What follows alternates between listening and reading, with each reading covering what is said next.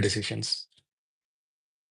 If we really want to become leaders worth following, we need to learn the skill of making better decisions. Sometimes with imperfect information, sometimes with overload of information. And irrespective of the amount of information that we have, we are still called to make decisions. That's one of the most fundamental responsibilities that we have as leaders.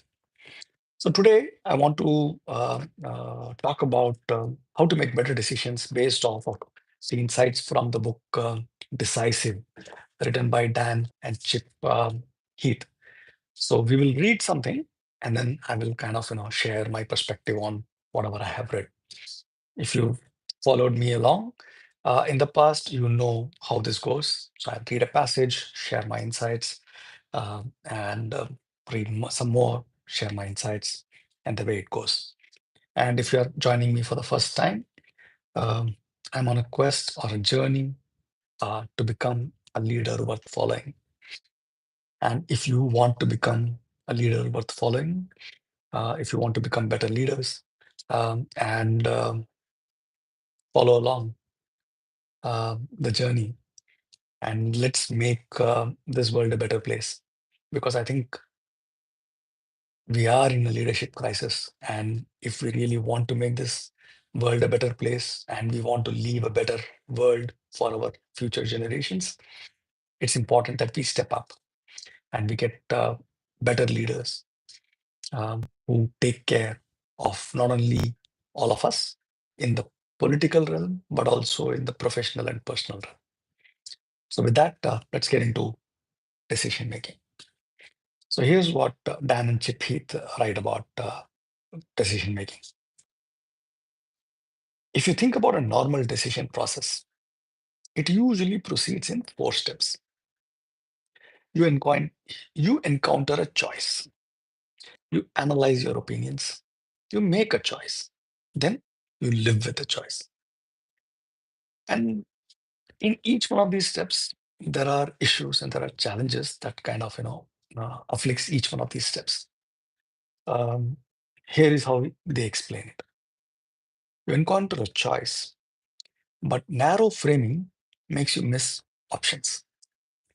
You analyze your options, the ones that you've come up with, but the confirmation bias leads you to gather self-serving information.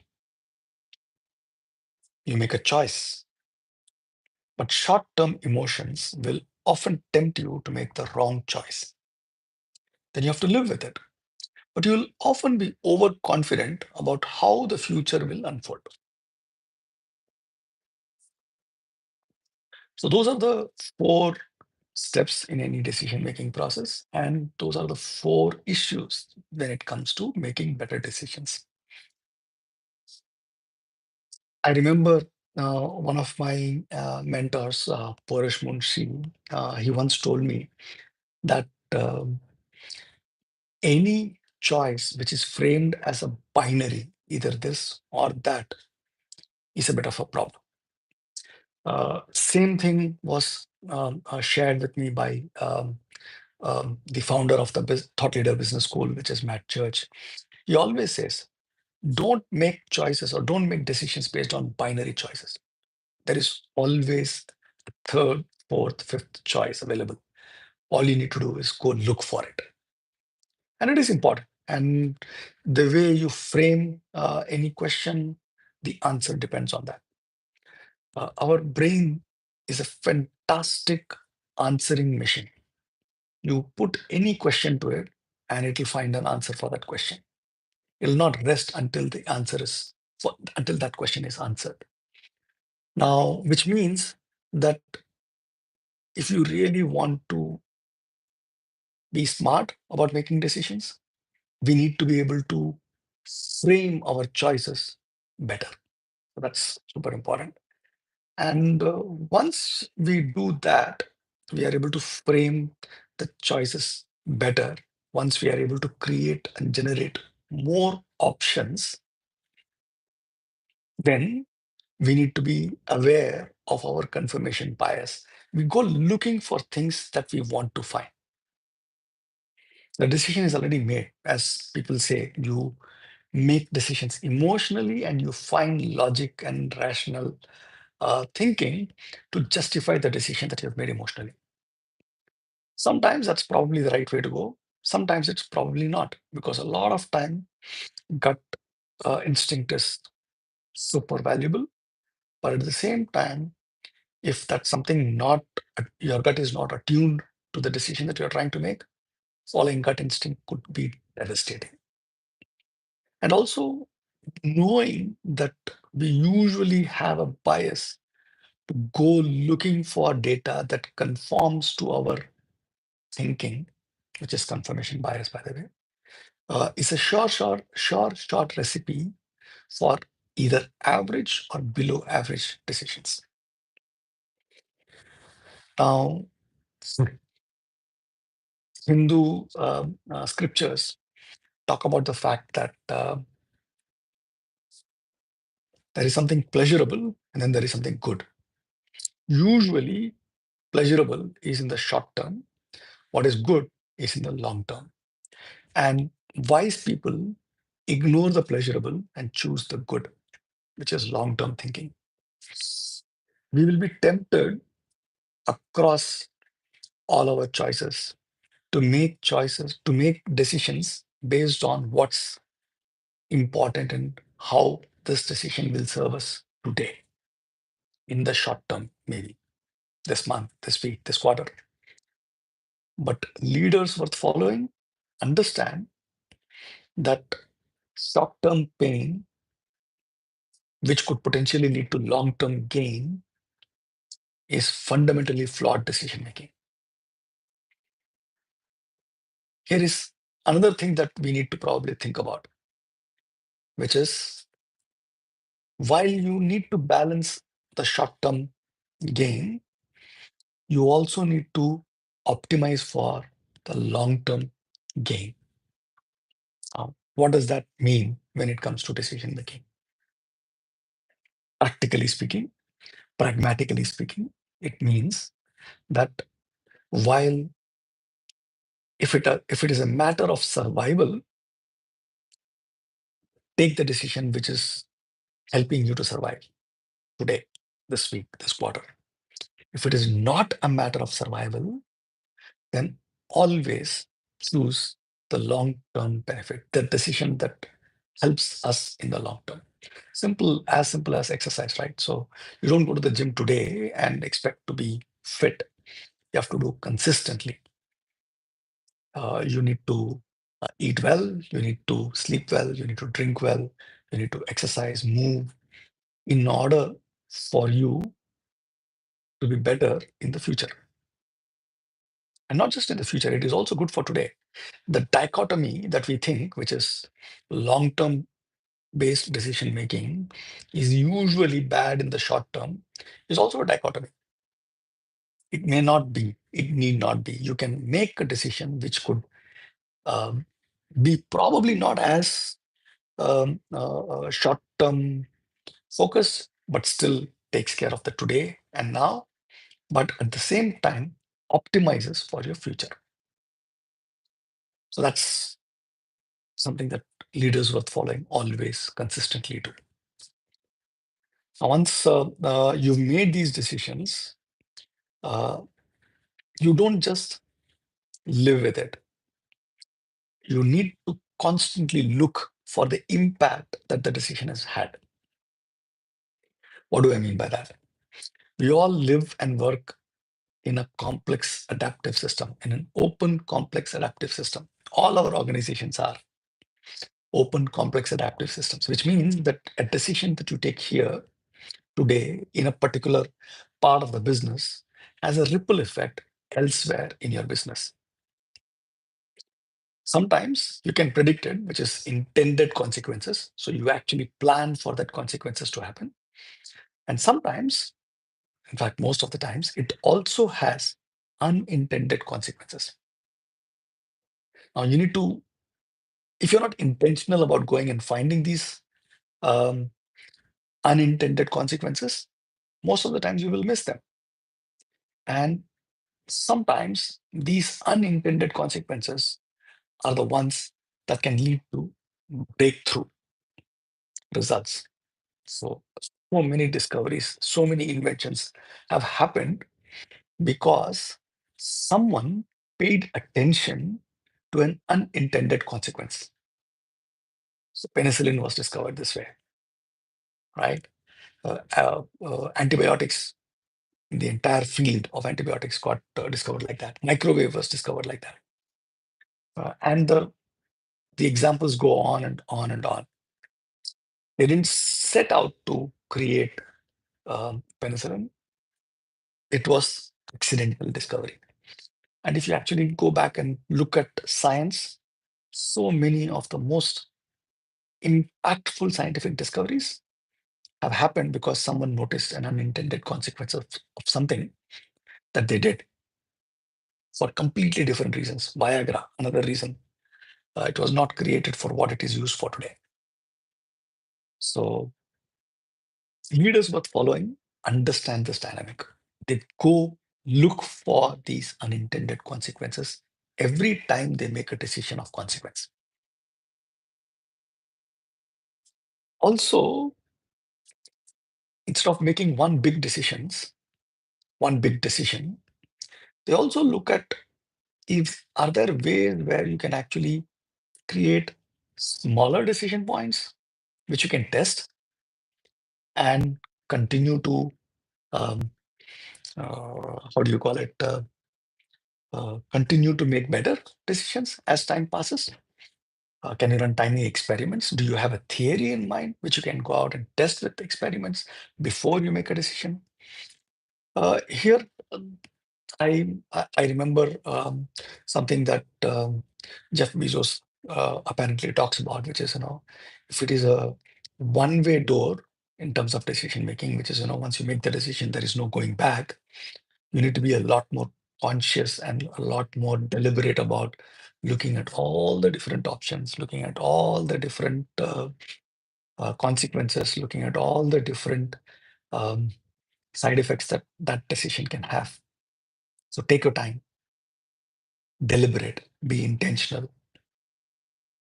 Whereas if you are looking at a decision which can be reversed easily without fundamentally risking your business, without fundamentally risking your team's um,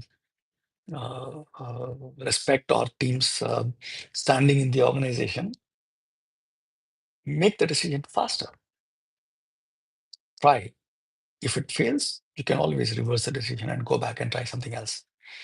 There, speed matters. So if you watched my last live video, you would know that what is super important is as a leader worth following, we need to be able to balance multiple different things at any given point in time. Great leaders are multidimensional. Uh, they are really, really good at balancing priorities, sometimes opposing priorities, right? So, for example, long term thinking versus short term thinking. How do you balance that? For example, going and looking for data which is, which conforms to our understanding vis-a-vis something that doesn't conform to our understanding. Intended consequences versus unintended consequences. Whether it is, running tiny experiments, uh, holding opposing views in our mind and operating from that balance is what leaders worth following do really, really well. And that is what distinguishes them from normal leaders to leaders worth following. And that is what makes them better leaders.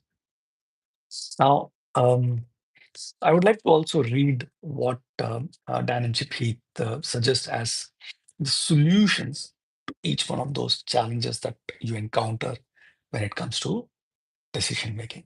So here we go. And I quote from the book. The nature of each villain, which is the challenge, suggests a strategy for defeating it.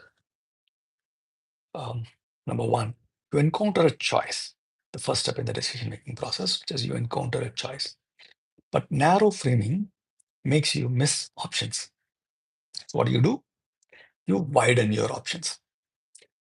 How can you expand your set of choices? So the book talks about habits of people who are experts at uncovering new options, including college selection advisors, some executives, and a lot of other examples that case studies that they talk about in the book. So narrow framing, the way to address that is widen your choices, widen your options, create new optionality. Step number 2 in the decision making process, you analyze your options.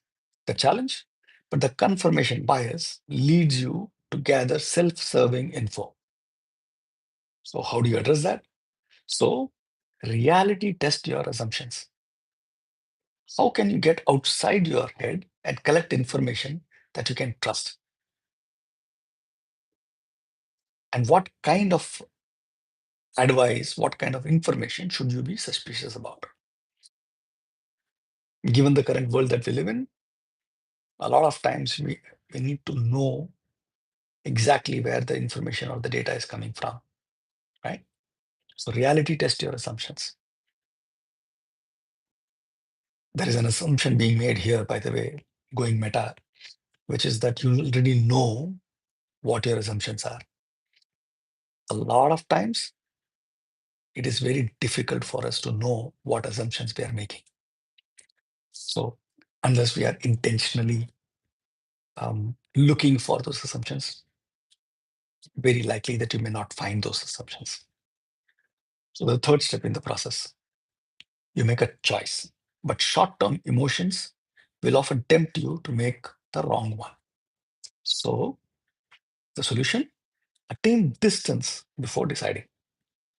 So the question you need to think about is how can you overcome short-term emotion and conflicted feelings to make the best choice? How can you trick yourself into making better choices for the longer term, for the future you, right? So step number 4, then you live with it. It's a challenge, but you will often be overconfident about how the future will unfold. So how do you address that challenge? Prepare to be wrong. How can we plan for an uncertain future so that we give our decisions the best chance to succeed? That's the question to ask, right? Also, here is where having a scientist's mindset really, really helps us. What does a scientist's mindset mean? It is, I'm right until proven wrong. And constantly you're trying to prove a theorem, a theory, a prediction wrong in multiple different ways. And when all those efforts fail, is when you know that based on the current understanding, the theory and what it states or what it postulates is truth, is correct. But again, until proven wrong, every single scientific theory, every single scientific discovery that has gone through this process, at some point in time, has been proven to be wrong. So there is nothing wrong with that.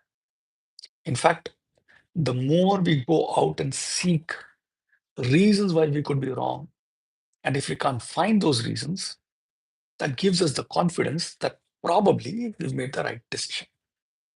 That's how you know that, probably given the set of conditions that you were facing, given the choices that we had, we probably made the right choice or the right decision. So it's a great book. I strongly recommend that you pick a copy and read it. I have lots and lots of notes coming from this book. Maybe the next week I will go deeper into one of these chapters from the book as well. And as I said, I'm on a quest to become a leader worth following. So if you are also on that journey to becoming better leaders, to becoming leaders worth following, who build cultures worth belonging, please follow along. So you liked what we discussed today, like the video, share the video. And if you really want to go on this journey together with me, subscribe to the channel, or in the description, you will find a link to a WhatsApp group that I have created for people who want to go on this journey together, so that we can exchange notes, so that we can, ask questions, answer those questions, and build a around community of people who want to become better leaders. So that's all for today.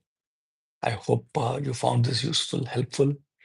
So until the next live, this is Mukesh Gupta signing off. Thank you so much. Take care.